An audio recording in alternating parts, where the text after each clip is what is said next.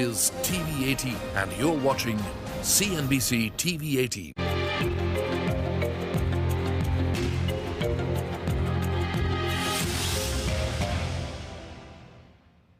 Welcome to Indianomics. Today we discuss a part of the recent judgment of the NCLAT, the National Company Law Appellate Tribunal, in the Essar Steel case, which effectively obliterates the distinction between financial creditors and operational creditors. Also, it perhaps obliterates the distinction between secured creditors and unsecured financial creditors. Consequently, banks who have been taking large defaulters like Essar Steel to the bankruptcy court may now likely get much less from those who are buying the distressed companies, and therefore these banks may prefer to take the companies into liquidation rather than to the bankruptcy court. This may result in destruction of economic value. Under the current judgment of the NCLAT, a large share may go to operational creditors who, under the current understanding of the bankruptcy law, get only 10% of the sale value of the distressed asset.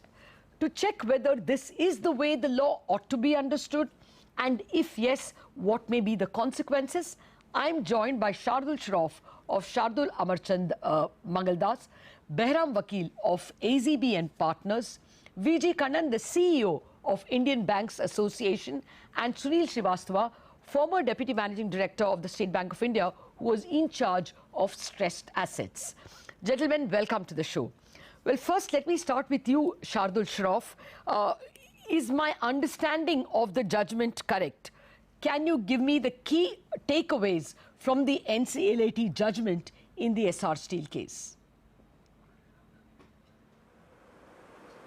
I think to state that the distinction is obliterated may be excessive, but certainly what has happened is that NCLT has arrogated to itself the ability to rewrite these resolution plans submitted by a resolution applicant, to change the consent of the resolution applicant, to change the consent of the committee of creditors, and to substitute their judgment by its judgment. And that in some sense has disrupted the rights and obligations between secured creditors and unsecured creditors under the IBC. These are defined terms under the IBC, and to therefore effectively negate the advantage that a secured creditor has, the rights that he has, and equate the secured creditor in terms of the distribution as if they were entitled to only that much amount as would be paid to the unsecured creditor, is completely making a nonsense of the IBC. Okay. Bahram, you were involved in the committee that recommended the clauses of the IBC, and of course you're even now in the law committee that is going to recommend changes to the law. What is your understanding? Does it go against the grain, the theme of the IBC, the NCLAT judgment? Yes, Latha, I fear it does, and I am extremely worried about its import, and therefore if I could just have a short time, I'll go through it as quickly as I can. Section 30 clearly says that as long as the operational creditor gets a minimum of liquidation value, the COC can decide. Section 31 says, once again, that the COC, as approved by the creditors committee, subject to 30, which is, as I just said, that floor minimum liquidation plan, the NCLT shall, the word again used is shall. So as I totally understand that the architecture of the law, whether you may agree with it, not agree with it, the idea was most of the money was from the banks. That's the ground reality in India. And they have more, they are well versed with commercial and financial matters. And because of the speed at which we need things to move, these decisions, all commercial decisions, should be taken by COC. You want to rewrite the law, that's a whole different matter. But today, that was the decision. So as per 30 and 31, I think it's extremely clear. And very quickly, Latha, I would like to say that the import of this is, you want to take out the distinction between secured, unsecured, all of us start paying 15% on home loans. Instead of 9.25 with a normal mortgage on your home, the banks, what choice will they have? They must price everything as unsecured. So all corporates should start paying at 15. We should all start paying at 15. Two other points is that you are pushing towards liquidation. Because naturally, if this is the situation, you're going to push it towards liquidation. Even in the current case, I don't want to get too involved, it's sub judice, but you will push this towards liquidation.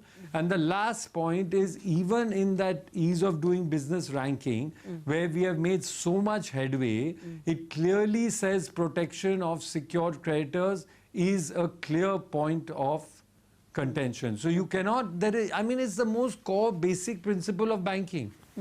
Okay. Mr. Shroff, do you want to come in on this before I go to the bankers? Do you think this situation is pretty dire and bankers and creditors will start preferring liquidation now if the NCLAT judgment is upheld in the Superior Court? I think so. In fact, both Bahram and me have been moving around with the chairman of the IBBI and people from the Ministry of Corporate Affairs, and they've had road shows in New York, in Hong Kong, in Singapore, and the overwhelming response that we've heard at these conferences that if this principle is unraveled, and if they go ahead with giving priority, equal priority between the unsecured creditor and the secured creditor, the entire attempt of the government of India to bring in new funds from international sources will completely dry up. They don't have any hope in hell that an international distress fund would come in on these principles. Even in India, I think the fact, as Bahram has mentioned, that the risk factor of an unsecured loan sharing equally with a secured debt will completely unravel this whole pricing principle of secured debt.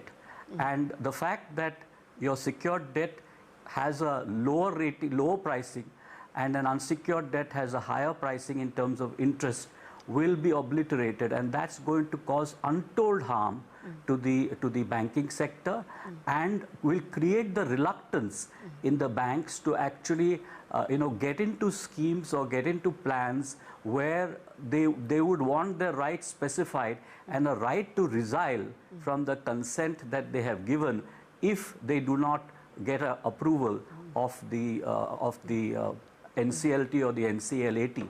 So it introduces an additional risk factor which is completely contrary to the intent of the IBC. So this is backward looking. We will become an island among all the countries which have bankruptcy laws. And this kind of variance between Indian interpretation of the law, it's not the law, it's an interpretation of law, and what's happening elsewhere will actually regress India into an untouchable state. Well, that's what the lawyers are telling us. We want to know what the bankers have made of this judgment. We have to take a quick break. We are back with comments from Mr. Kannan and Sunil Srivastava as well.